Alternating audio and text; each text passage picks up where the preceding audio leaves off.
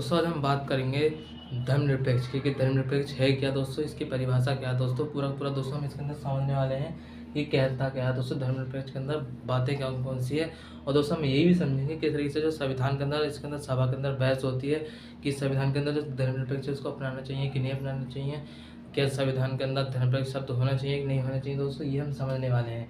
तो दोस्तों शुरुआत करते हैं दोस्तों धर्मनिरपेक्ष दोस्तों शब्द इसका मतलब क्या होता है दोस्तों, जैसे कि धर्म से संबंधित है दोस्तों, यानी कि दोस्तों सभी धर्मों का सम्मान होना चाहिए, धर्मनिरपेक्ष यही होगा दोस्तों। पूरा जो सेकुलरिज्म है दोस्तों, इसके अंदर दोस्तों क्या होता है दोस्तों, 21वीं lenses of for the century दोस्तों एक किताब है दोस्तों, इसके अंदर इन्होंने लिखी दोस्तों युval नोह हरारी ने दोस्तों, इन्होंने लिखी दोस्तों, इसके अंदर बताया कि किस तरीके से दोस्तों धर्मनिरपेक्ष है क्या दोस्तों, इसके अंदर धर्म के बारे में किस तरीके से उसकी परिभाषा बताई गई है दोस्तों। वास्तव में धर्म क्या है दोस्तों, जो हमारा जो हम चीज़ धारण करते हैं, हमारा कोई भी जो कर्म है उसी में दोस्तों धर्म बन जाता है दोस्तों।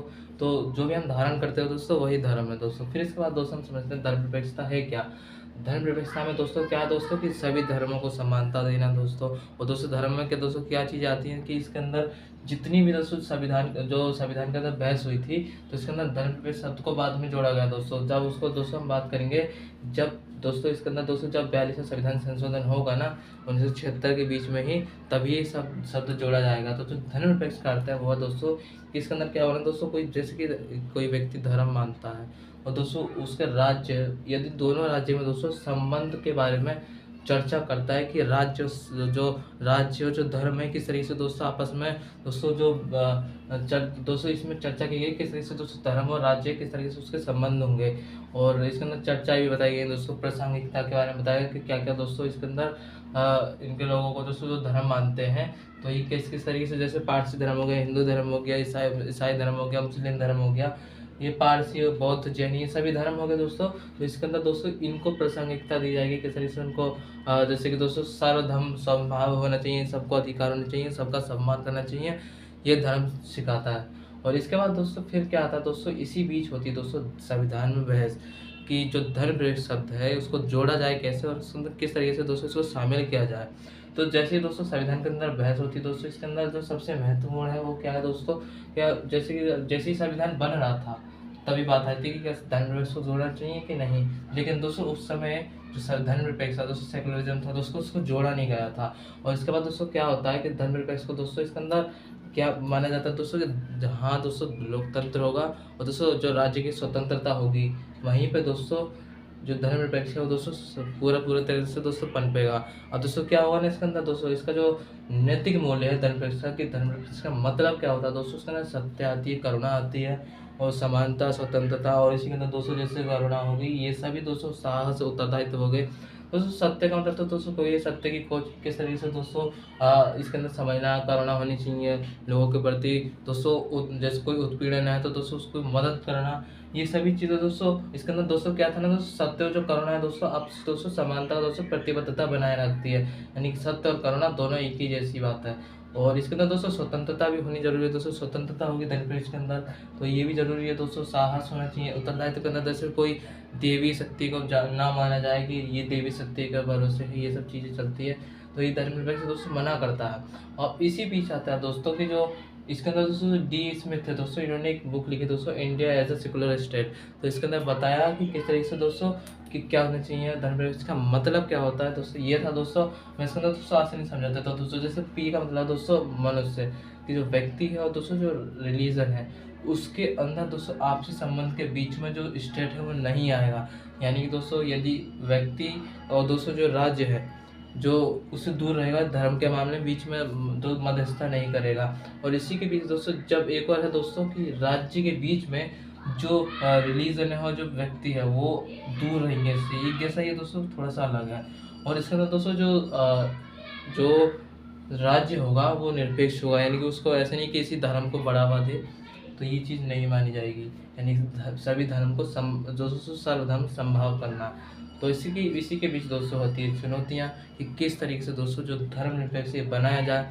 तो आपको पता है दोस्तों हमारे भारत के अंदर जातियाँ भी बहुत हैं, समुदाय भी बहुत हैं, संप्रदाय भी बहुत हैं, तो इस तरीके से दोस्तों चुनौतियाँ सामने आती है कि इस तरीके से जो धर्मनिरपेक्ष उसको लागू किया जाए। तो इसी बीच दोस्तों इनका जो एक दोस्तों जो डी स्मिथ का दोस्तों जो सिद्धांत था उसका जो विरोध करते हैं दोस्तों वो थे दोस्तों गैलेंटर क्या कहते हैं दोस्तों, आज के समय में जो धार्मिक स्कूल होते हैं, जो संस्थाएं होती हैं, उनको लोग आर्थिक मदद करते हैं तो इसलिए दोस्तों ये चीज़ संभव नहीं है कि धर्मनिरपेक्ष भारत बन पाए, तो इनका ये विरोध करते हैं। और ये भी मानते हैं दोस्तों कि हिंदू हिंदू हिंदू धर्म को दोस्तों बढ़ावा देते हैं, हिंदूवाद को बढ़ावा देते हैं, तो ये गैलेंटर इसका विरोध करते हैं।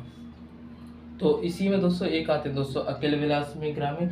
ये भी दोस्तों अकेले जो विलग्रास में है दोस्तों, ये भी दोस्तों बताते हैं कि किस तरीके से दोस्तों जो ये बताते हैं कि जो धर्मनिरपेक्ष था वो किस तरीके से भारत के अंदर उदित हुआ, कि विशेष संदर्भ में उदित हुआ दोस्तों, कि किस तरीके से दोस्तों इतिहास में दोस्तों ऐसे नहीं कि अचानक के दोस्तों ये धर्मनिरपेक्ष शब्द आया, बीच बीच में ये शब्द विशेष संदर्भ के तौर पर ही दोस्तों ये आया होगा, धीरे धीरे बीच में आया होगा, उदित हुआ होगा दोस्तों। किस तरीके से धर्मनिरपेक्ष जैसे आता है दोस्तों सभी धर्मों का सम्मान करना, क्योंकि दोस्तों पहले कट्टरवाद तो था ही, तो फिर इसके बाद दोस्तों फिर हम देखते हैं दोस्तों जो हमने समझा था कि संविधान के अंदर बहस कैसी चलती है।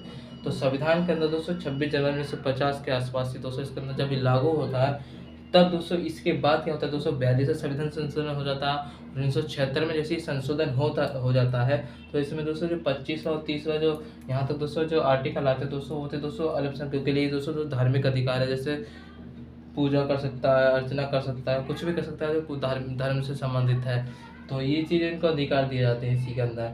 तो इसके अंदर दोस्तों क्या होता है दोस्तों, एक धर्म दोस्तों क्या है ना दोस्तों, कि इसमें एक बात लिखी गई है दोस्तों, एक धर्मनिरपेक्ष राज्य धर्मनिरपेक्ष समाज पर निर्भर करता है। यानी कि दोस्तों जो धर्मनिरपेक्ष राज्य है दोस्तों अपना निरपेक्ष रहेगा तभी तो सही से चलेगा, समाज भी ठीक रहेगा, उसी की वजह से धर्मनिरपेक्ष होगा। जब तक धर्म जैसे धर्म हावी होगा तो दोस्तों गलत होगा।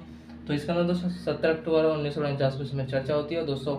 फिर इसके बाद दोस्तों इसी चीज़ बताई जाती है किस तरह से दोस्तों ये इनको अधिकार देने चाहिए धर्मनिरपेक्ष को किस तरह से लागू किया जाए, क्योंकि दोस्तों उस समय धर्मनिरपेक्ष दोस्तों संविधान के अंदर जोड़ा तो गया नहीं था। और इसी के बाद जब रेफाली झा कहते हैं, जो शेफाली झा थे दोस्तों, वो कहते हैं दोस्तों कि जो दोस्तों धर्म के दोस्तों किस किस तरीके से जो 3 कार्य हैं दोस्तों ये बताते हैं कि जो धर्मनिरपेक्ष है कोई सिद्धांत ही नहीं है, क्योंकि सिद्धांत तो था ही नहीं, ये पहले था ही नहीं, बना बाद में, क्योंकि पहले बताती दोस्तों जो विशेष संदर्भ में उदित हुआ था। कभी कभी दोस्तों वह तक कोई राजाओं ने दोस्तों इसको फॉलो किया था, जैसे हर्षवर्धन हो गए, ये सब पुराने जो ऐतिहासिक राजा थे ये सब, तो इसके अंदर ये आगे जो हिस्ट्री में आते हैं।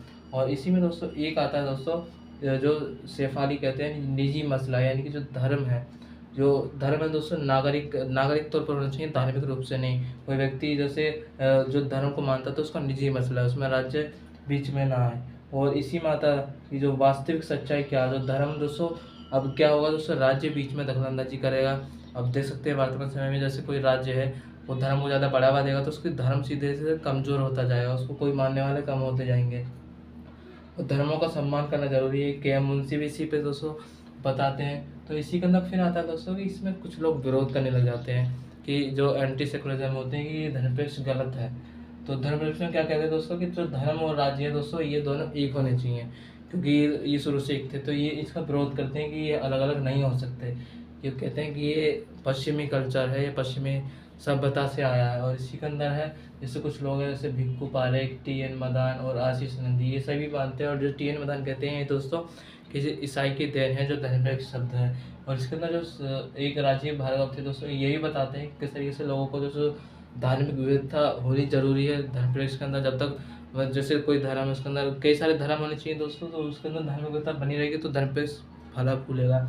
और इसी बीच जो धर्म संबंधी जो प्रभुत्व है दोस्तों उसको समझना जरूरी है कि कोई धर्म जैसे कि किसी धर्म को नीचे गिराना चाहे, दूसरा धर्म उठना चाहे तो ये गलत हो जाएगा। और राजनीतिक निरपेक्षता होनी जरूरी है इसके अंदर। बीच में जो से राजनेता होते हैं, जैसे नेता लोग होते हैं, बीच में धर्म के बीच में घुस जाते हैं और उसको नीचे की ओर डाउन कर देते हैं। फिर इसके बाद जो डी एस मित्रो ताम्या थे वो बताते हैं जो धर्मनिरपेक्ष उसका कमज़ोर होने का कारण क्या था, कि जैसे कि कांग्रेस हो गई ये धीरे धीरे कमज़ोर होती गई, तो इसका कारण ये भी था कि इसका ये धर्मनिरपेक्ष शब्द कमज़ोर होता गया। जैसे इलाहाबाद हो गया, और इसी के अंदर केंद्रीकरण जो सत्ता थी, नए नए दल उभर के आने लगे, क्षेत्रीय दल, तो आगे राष्ट्रीय दल भी होने लगे, जो बीपी मंडल आया था वो भी हो गया। ये सभी चीज़ें जो धर्मनिरपेक्ष को दोस्तों कमज़ोर करती है। और इसी के अंदर दोस्तों एक दो है दोस्तों धर्मनिरपेक्षीकरण क्या है। धर्मनिरपेक्षीकरण में दोस्तों एक किताब दोस्तों इकोनॉमिक एंड पॉलिटिक्स वीकली, यानी कि इसमें एक शक्ति इसके अंदर बताया जाता है जो इंडिया, पाकिस्तान और बांग्लादेश है उसके अंदर दोस्तों किस तरीके से आपसी मुद्दे हैं तो गैर धार्मिक तौर पर अपना सुझला देते हैं दोस्तों। इसमें कोई धर्म को बीच में नहीं लाना, कोई सार्वजनिक नीति हो या सामाजिक संबंध हो उसके अंदर कोई भी प्रभाव ना पड़ेगा धर्म का। और धर्म को दोस्तों कोई नकार तो सकता नहीं, तो इसमें कहते हैं कि आधुनिकरण की देन है, तो ये धर्मनिरपेक्ष दोस्तों आधुनिकरण माना जाता है लोग कहते हैं। तो इसके अंदर ये चीज़ आती है दोस्तों कि जो धर्मनिरपेक्ष है वो सभी धर्मों का सम्मान करेगा। और ये सभी जो इनके सिद्धांत थे दोस्तों, इतना ही था, इसके अंदर और कुछ नहीं था दोस्तों। फिर मिलेंगे दोस्तों नेक्स्ट वीडियो में। धन्यवाद। जय हिंद, जय भारत।